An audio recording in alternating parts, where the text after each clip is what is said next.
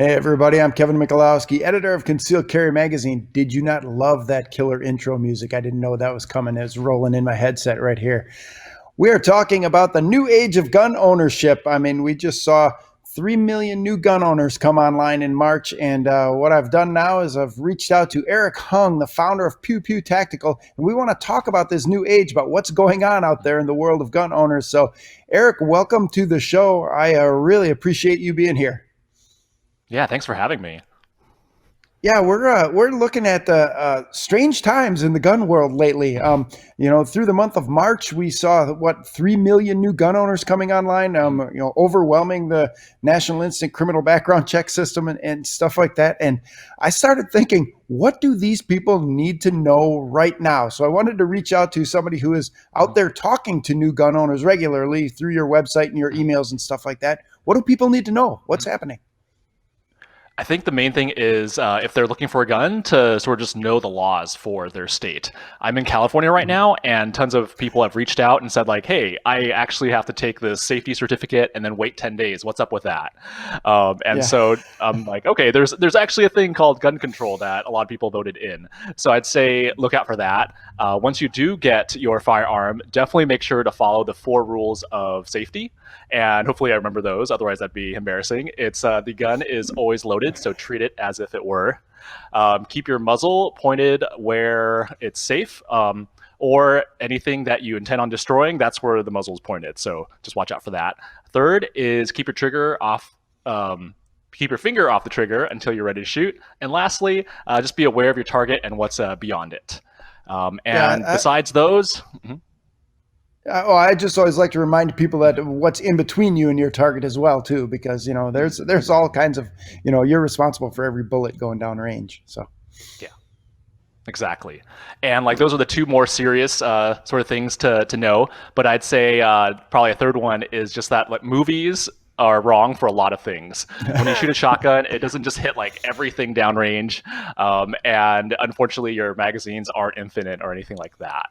And I'd say probably maybe like last tip is just practice, especially for your first time with a buddy who's pretty familiar with guns, or ideally take a class. I know that's a little hard right now, so you'll have to make do. yeah, a whole lot of the social distancing stuff is kind of getting in the way of our training, and maybe we'll talk about that a little bit later on. I want to go back to something that you mentioned. People were surprised at some of the gun control laws, which maybe they had voted for, especially out there in California.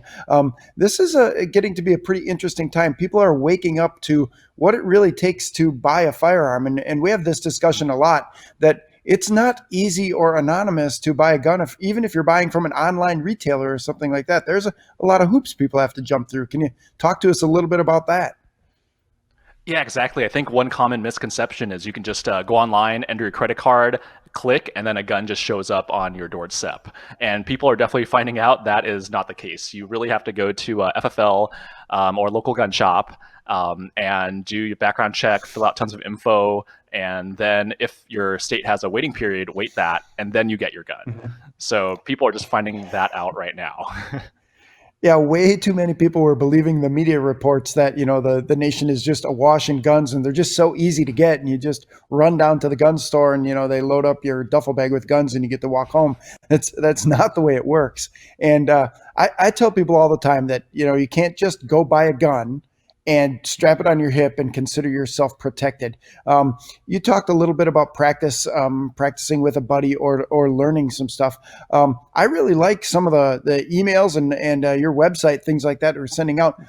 What sort of stuff should people be looking for, especially new gun owners, that kind of helps them along their way from being a brand new gun owner to someone who's a little bit more confident with what they have? Yeah, I would say like look through, like probably watch some YouTube videos or read some stuff on your specific firearm. Actually know like how it works. I think that's really important.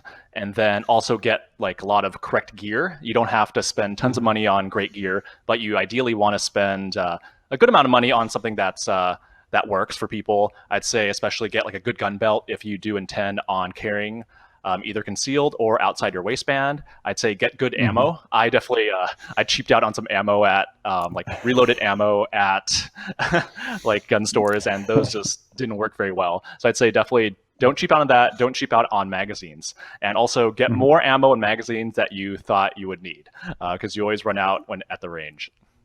Oh yeah, absolutely. And I'm a big proponent of having thousands of rounds of ammo just sort of laying around just in case. Um, one of those sorts of things. Tell us a little bit about your story. How did you get involved with firearms? And honestly, what made you want to found Pew Pew Tactical? How did this all get started? Yeah, so I was always really into firearms growing up, but just being in Los Angeles, not a lot of people had them. I think I maybe shot a 22 when I was in the Boy Scouts, and that was it. And I really got into guns when I was in my 20s. So I got a Ruger 1022 just on a whim, shot it one time, and said, "Okay, I'm hooked," and just got really, really into it. And as soon as Mhm. I did, all my close buddies wanted to get in on it too. And so they started asking me the same questions over and over. I thought, okay, I'm just going to set up a blog and write a few posts, and then at least, I don't know, a dozen people will read it. And it just kept, I guess, snowballing. Kept writing more stuff, more people were reading it. I spent an inordinate amount of money on guns and gear, and this was obviously before I was married.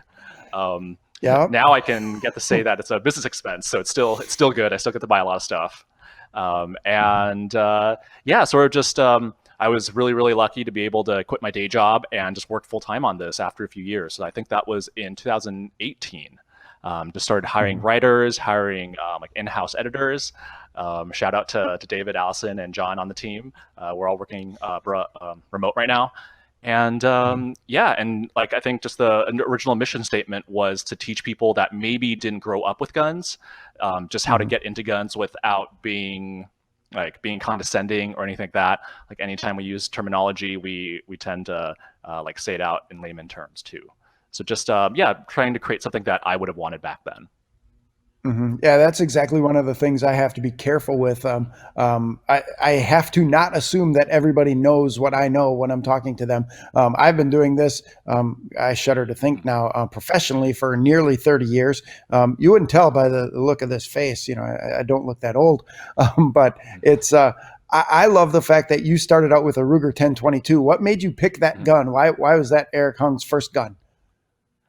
I don't even know anymore. I think I wanted a 22 just to start off with, and it seemed like one of those that you can upgrade a lot. And I think this whole Mhm. upgrading, finding the best upgrades thing, that's followed me through. Like a lot of our top articles are just best upgrades.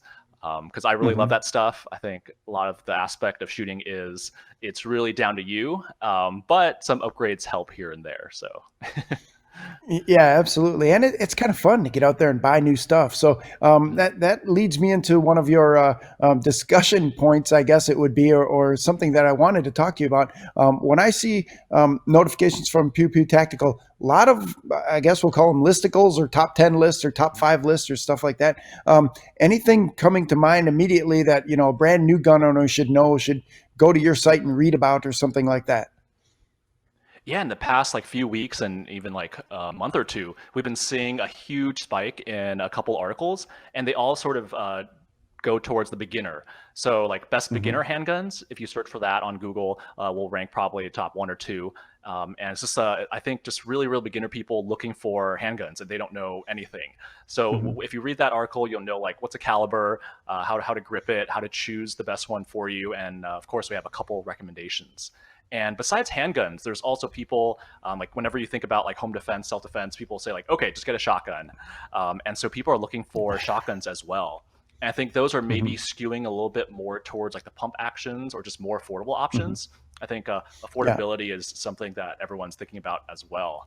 And obviously, people are also looking for AR-15s. That's always on top of everyone's Yeah. head, and so that article is doing really well as too. We're seeing like just online retailers sell out of almost everything they have, especially guns and ammo and magazines. So it's going to be kind of hard. Like even once you get past, if your state has gun control, a lot of strict control for your gun, you're going to have problems getting a lot of ammo, a lot of mags. So it's just what how it is right now. It's crazy. Yeah, it's one of those things that you probably should have started doing before there was an emergency or before a whole lot of people started doing it as well. I'm going to put you on the spot right now. What would you select, or what have you selected for your home defense firearm? What do you use, or what do you recommend? Yeah, so for that, it's usually, I'd say, take a look at how your house is laid out, like other family members, and I think it comes down to what you're just most proficient with. So for me, it's just a Mhm. Gen 3 Glock 17 with a light. Hmm. Yeah, and that's pretty much exactly what I carry too. I'm a Glock 19 fan. That's my favorite gun, and my everyday carry gun is equipped with a light and laser. It's a Viridian C5L, and I Mhm. keep that near me at all times. And when I go to bed, it's near the bed. It's something I can get to very quickly, and I love the idea of a handgun as a self defense weapon because it's small, it's lightweight, it's easy to maneuver if you're in a hallway or going through a doorway or something like that, and and in a practical sense, I don't ever again in my life want to shoot an AR-15 indoors. My ears were ringing for days afterwards. I mean, the muzzle blast and the report on something like that is just a little bit crazy. So, what, and you talked about people meeting up with buddies or talking to other folks.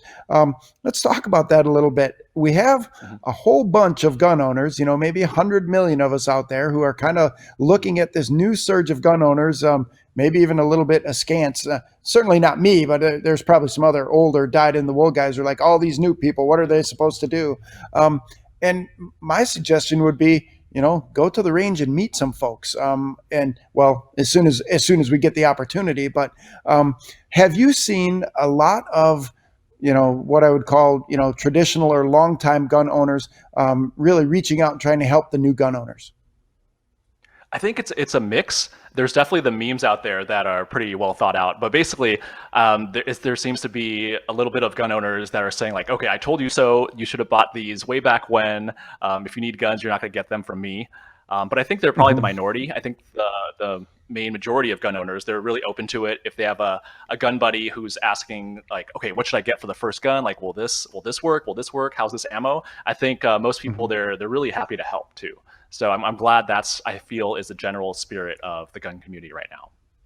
Yeah, gun owners typically like to talk about what they believe in, and whether they're a 1911 guy or a Glock guy or a revolver guy or whether a woman wants to carry or use a 20 gauge for her home defense gun or if she carries in her purse or on her hip. I think a lot of folks, especially with a little bit more experience in this, are kind of comfortable talking and welcoming new people into the crowd. So what other stuff are people talking about on Pew Pew Tactical, or what are you talking about?